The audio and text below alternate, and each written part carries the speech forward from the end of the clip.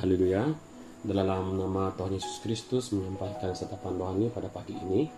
Terlebih dahulu saya ucapkan selamat pagi, salam damai sejahtera kepada rekan-rekan sekerja, saudara serta saudari yang dikasihi di dalam Tuhan. Kita bersyukur kepada Tuhan karena kita sekali lagi diberikan kesempatan untuk sama-sama merenungi dan mempelajari firman-Nya. Pada kesempatan kali ini mari kita merujuk dalam Mazmur pasal 100. Mazmur pasal 100, mari kita baca dalam ayat 5. Mazmur pasal 100 ayat 5. Sebab Tuhan itu baik, kasih setianya untuk selama-lamanya, dan kesetiaannya tetap turun-temurun. Apa yang boleh kita perolehi daripada ayat ini? Kalau kita melihat dan memahami ayat ini, yang merupakan suatu penghiburan bagi kita, dan juga pada waktu yang sama menjelaskan kepada kita yang merupakan suatu penghormatan, kesukacitaan, dan juga pengharapan. Kenapa saya katakan sedemikian? Sebab ia merupakan suatu kehormatan, kesukacitaan, dan pengharapan bagi seorang manusia di dunia ini untuk dipilih oleh Tuhan itu sendiri untuk menjadi miliknya.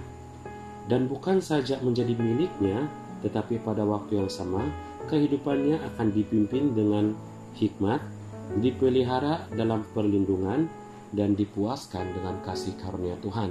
Sama seperti ayat yang kita bacakan tadi, di mana ia katakan di sini, kasih setia dan juga kesetiaan Tuhan itu buat selama-lamanya dan turun-temurun. Jadi ini merupakan suatu keistimewaan yang hanya diberikan kepada manusia yang dipilih oleh Tuhan. Dan siapakah manusia itu?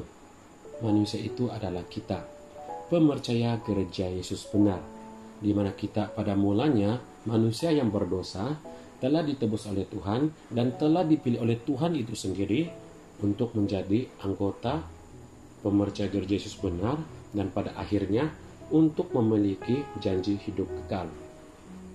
Itu merupakan suatu pengharapan, suatu kegembiraan, dan juga satu penghormatan kepada kita. Jadi dengan kata yang lain, kita sebagai seorang umat pilihan Tuhan, kita harus paham bagaimanakah kasih setia Tuhan dan kesetiaannya terhadap kita. Kalau kita rujuk kembali dalam ayat 5, ia katakan di sini selama-lamanya, turun temurun. Artinya, ya bukan satu masa yang singkat, tetapi sampai selama-lamanya. Jadi, apakah respon kita sebagai seorang anak-anak Tuhan? Maukah kita percaya kepada Tuhan, tetapi tidak sampai akhir kehidupan kita? Kita hanya percaya sampai setengah, lepas itu meninggalkan Tuhan. Jika kita berpikiran sedemikian, itu adalah suatu keputusan, suatu pemikiran yang sangat-sangat merugikan. Sebab kenapa? Kita setia sama Tuhan sampai pertengahan kehidupan kita saja. Jadi artinya kita hanya mengecapi pengharapan, kegembiraan yang telah diberikan oleh Tuhan itu hanya sampai setengah sajalah. Tetapi bagi umat Tuhan, ataupun kita yang tetap setia sampai ke akhir hayat kita, setia kepada Tuhan, kita pasti akan mengecapi kasih karunia ini, di mana kasih setianya dan juga kesetiaannya itu adalah untuk selama-lamanya bagi umatnya yang tetap setia kepada Dia. Jadi dengan kata yang lain, sebagai seorang anak-anak Tuhan, walaupun kita hidup dalam kesukaran, kesengsaraan, itu bukan menjadi satu alasan untuk kita membelakangi Tuhan. Sebab Tuhan tidak pernah membelakangi kita. Tuhan tetap setia sama kita sampai selama-lamanya. Jadi kita sebagai seorang anak-anak Tuhan sepatutnya juga sedemikian. Kita tetap setia kepada Tuhan. Sebab jika kita tetap setia kepada Tuhan, kita merupakan orang-orang yang istimewa, di mana kita akan dilimpahkan dengan kasih karunia-Nya, kasih setianya, dan juga kesetiaannya.